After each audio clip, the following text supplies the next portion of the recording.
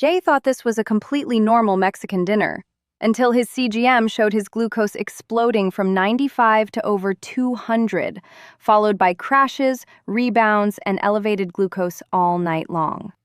Then, one small change dropped the spike to just 140. Hi, I'm Ava. This was Jay's typical Mexican restaurant meal: a margarita, chips and salsa, tortillas with his meal, and dessert afterward. When he wore a continuous glucose monitor, or CGM, he was shocked by what happened inside his body. His glucose spiked from 95 to over 200, far higher than the normal 30 to 40-point rise you'd ideally want after a meal. Because the spike happened so quickly, his body released a large amount of insulin, causing his glucose to crash back down within about 30 minutes.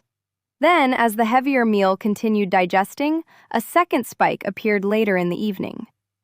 What's even more concerning is that his glucose stayed elevated almost the entire night. Even though he ate dinner around 7 p.m., his levels didn't fully recover until nearly 6 a.m. the next morning. These large spikes, rapid crashes, and prolonged elevations can put significant stress on metabolic health over time. Now let's look at a similar meal, but this time with no margarita and no dessert, while still keeping the chips and tortillas. In this case, his glucose peaked around 175 instead of 200. He still experienced a noticeable crash afterward, likely driven by the chips and tortillas, which are highly processed carbohydrates that digest quickly. While this response was better than the first meal, the glucose swings were still significant.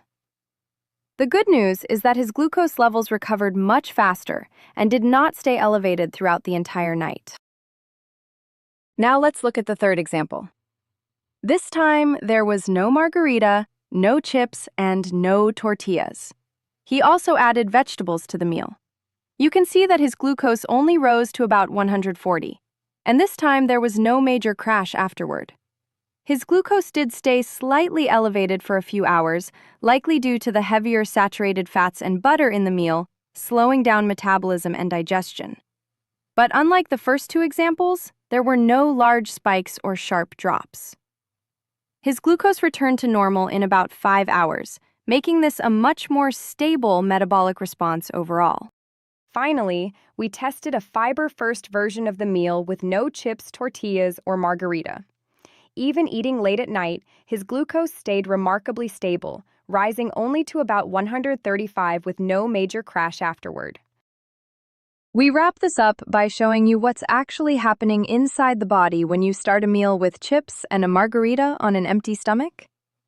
The chips are made from highly processed carbohydrates that digest very quickly, causing glucose to enter the bloodstream rapidly. At the same time, the margarita contains both alcohol and sugar, which can speed absorption and place additional stress on the liver and pancreas. Because this happens before fiber, protein, or vegetables slow digestion down, the body gets hit with a large glucose surge all at once. The pancreas then releases a large amount of insulin to bring glucose back down, which can lead to the sharp crash we saw on the CGM graph. Later, as the heavier parts of the meal continue digesting, glucose can rise again, creating the second spike pattern we observed. We hope this video showed how small changes to a meal can make a huge difference in glucose response. If you'd like to see more CGM testing on different cuisines and everyday foods, or want to learn more about why Fiber First is such a critical factor in glucose management, make sure to subscribe. Thanks for watching, and we'll see you in the next video.